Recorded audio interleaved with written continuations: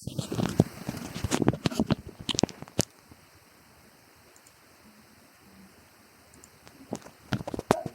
if you go to our home page, this is our Canvas page, and this is where I had put that announcement about switching classrooms. And I also emailed you that, I believe. And then if you scroll down here, it says recorded class lectures. If you click on that, it should bring up a list, and they should go in order oldest to newest, but they're dated also, so you can kind of tell that way. So this was 2 days ago. I don't know how this is going to turn out up here. Yeah, it'll be better on your computer. You get the idea?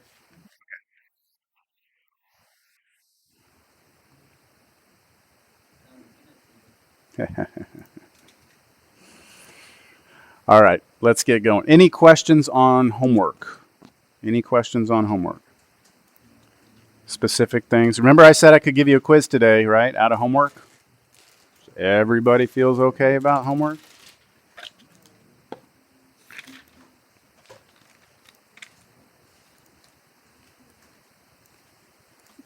Those were your homework problems, right? I said the ones in the blue you may have a little trouble with because I didn't do any in class. But then I also sent a link to a video where I did do them. So did anybody watch that? No? Okay. Good thing I do these videos.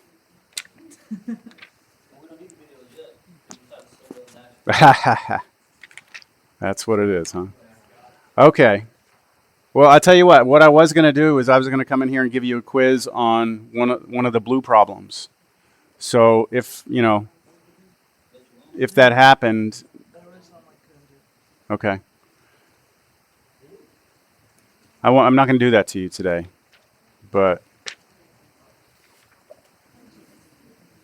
that's the expectation. If I tell you go do those, I give you a link to a set of videos that shows me doing those problems or similar problems, and you come in, you haven't done any of that, things probably won't work out very well for you in here, okay? You need to get everything that I say you should do at home. You need to get it resolved by the next time we meet. And at this point, it's a review, so maybe it's not that big of a deal. But later on, for sure, you've got to get this stuff down. Okay? All right. We are going to proceed on to the section on factoring, R4. So your favorite thing in the world is factoring.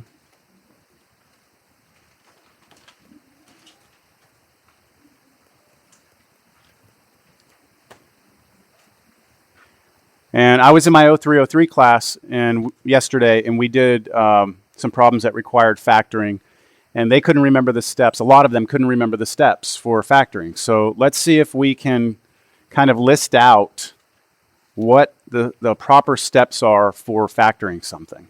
Now, do y'all remember what factoring is? I mean, factoring is basically, the idea here is that you take sums and differences. In other words, you take a bunch of terms that are separated by addition and subtraction, and you convert it into products. And I'm going to give you just an example underneath it, and then we'll talk about the strategy that we use for factoring.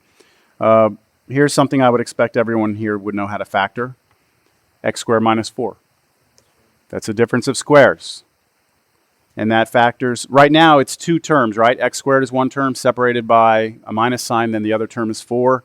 You could turn that into two things being multiplied. What are they? X plus 2, X minus 2. Okay.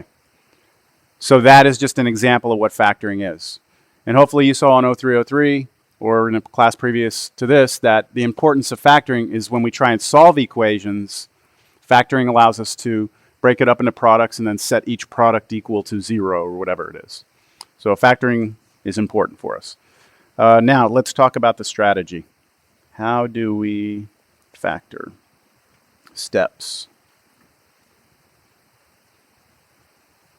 for factoring. Anyone remember the first step for factoring anything? GCF, which stands for greatest common factor. So what you do in the first step is you look for a GCF, something that all the terms have in common, you pull that out, right? Okay. Next step after that. Normally, after the GCF is pulled out, you look at what's still left in the parentheses and you count the terms. Okay?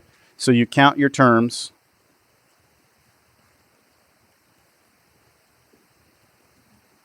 That are left.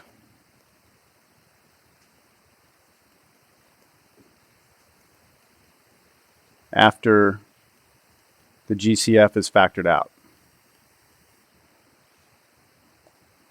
Did I tell you on Tuesday that you will be allowed to have a cheat sheet on your test? Did I mention that at all? You'll be allowed to have a sheet with formulas and steps and procedures with no worked out problems. Okay? So this would be definitely something you'd want to have if you don't know this already. Something like this written down on your sheet. So you count the terms. Now, here are the cases, all right? Let's say you have case 1, you have 2 terms. In the case that you have 2 terms, what you're going to be looking at are a couple of possibilities. You could have difference of squares.